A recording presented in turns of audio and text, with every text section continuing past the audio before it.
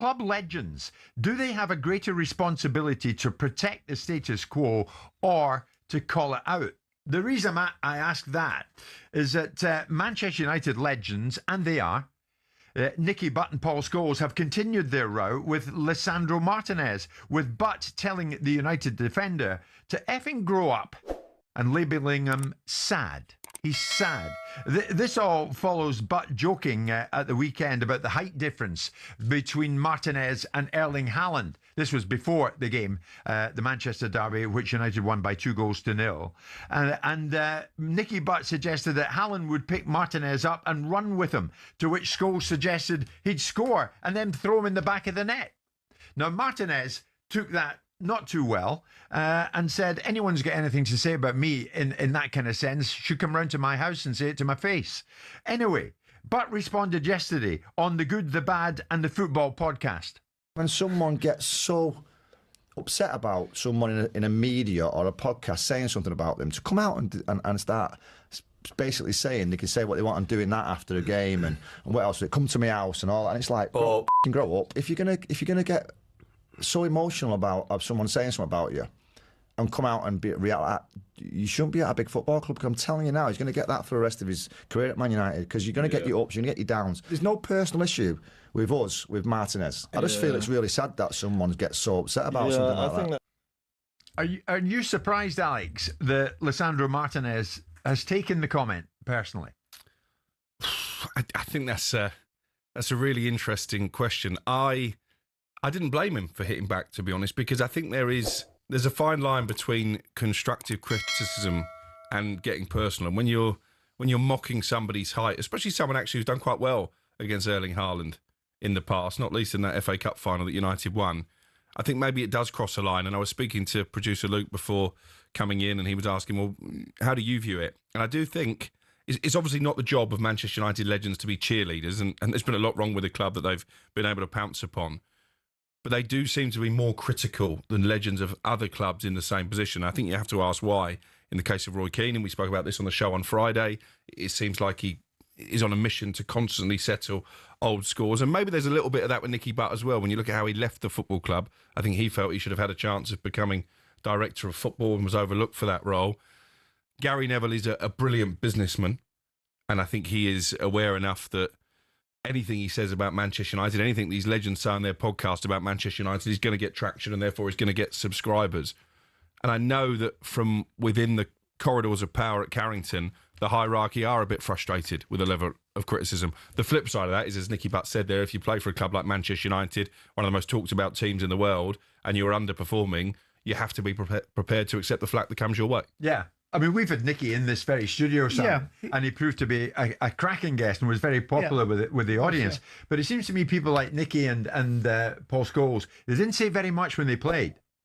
But now they've got their own podcast and you can't shut them up. And why not? You know, they're credible voices. Well, what did they have to say at the time?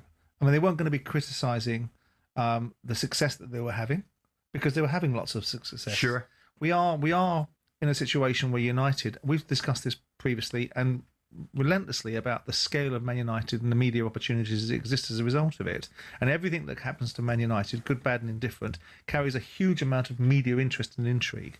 So I'm not really, I don't think they have a duty-bound obligation to be cheerleaders, as Alex says, and to do rah-rah speeches for the team. If what they're saying is, you know, do they need to talk about this centre-back's height? I mean, we did, didn't we, when he played against Brentford in his first game, and we described him as knee-height to a grasshopper. You could roll a ball out from the goalkeeper to hit him on the head. He was that small. And he was picking up Ivan Toney in the first game that Man United had when he was playing against Brentford, wasn't it? It was a complete mismatch. I think it's a bit small-minded of them and a bit crass the way they've spoken about him, but so what? I mean, I think that the modern-day footballer is more fragile and more expecting of deference than any other generation of footballers, and they've all had their opportunity to be a little bit precious and a little bit more valuing of themselves. I think now that we live in this digital world where these players can say things, it reverberates, and it reverberates, and it reverberates. I don't think it's a big deal. I think that in fact they've gone back and said he should grow up. He should grow up. He should rise above it. The best way to answer people is to do it on the field. Yeah. And they started that process on Saturday afternoon against Manchester City. Well, he chose his words quite carefully, though. When you look at Alex, Lisandro Martinez, I respect the ex-players when they want to help the club, because everyone can talk on the television, but when you sit here face to face, no one says anything to your face. If he wants to say something to me, he can run my house. Whatever. I don't care.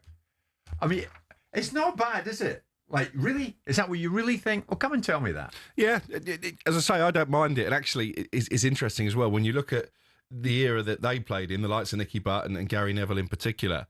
They had a manager who would regularly ban members of the media for what he saw as unfair criticism. And as a group of players, and you know this, Jim, they were almost trained to treat the media as an enemy and wouldn't give interviews and wouldn't speak after games. And now all of a sudden, you can't stop them talking. That's right. There is an irony in that. That's Well, right. they were young men, and ultimately under, and it's a different time. And so, with first of all, why does is the only observations you can make about players praise? Then is that what we're saying? And what is the obligation upon Paul Scholes and Nicky Butt to explain? They can go round to his house and explain to him their observation. Why is he due that explanation? Who is he that he's due that explanation?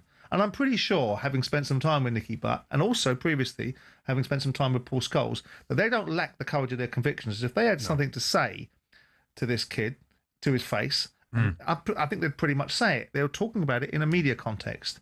The reasons why footballers are such big news now is because they're part of a media industry.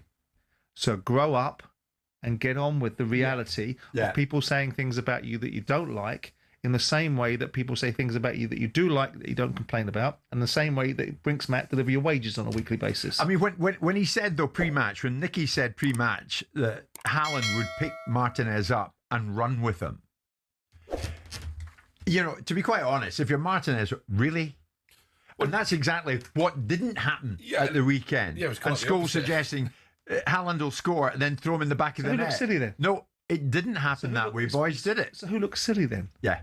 Who looks like they're uninformed? Who looks like the circumstances that what they're saying has no substance behind it? Paul Scholes and Nicky Butt. Martinez should be sat there going, Yeah. job done. I did my Because job. Haaland was the one who was given the hook and was not happy being taken off, was he? No, not at all. And actually, I think they've got the right man in situ to maybe try and ease some of these anxieties that the current squad seem to have with whatever the ex-players say, because Michael Carrick has been there. He knows what the scrutiny is like at Manchester Just United. listen, if you want to shut people up, perform at the highest level and win football matches, and they'll have nothing to say. And then if people come for you, and then if people start taking a swing at you and really going into small details, it's because they're serving out an agenda.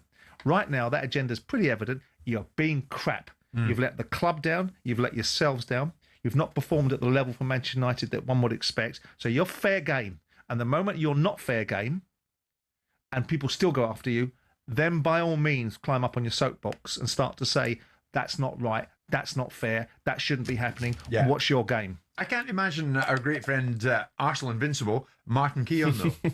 Well, there's the difference. He is a cheerleader. You know, having a pop at a current day Arsenal player in a kind of humorous way, going into a big game and taking the rise out the player to a degree.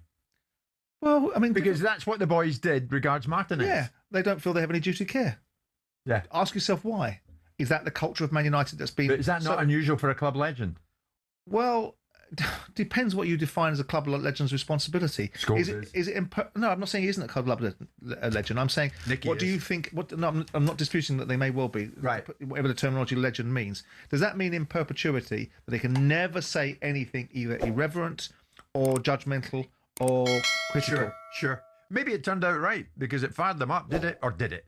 I mean, United won it, but Martinez, I'm sure, is none too bothered. It's an interesting one, though. Club legends, do they have a greater responsibility to protect the status quo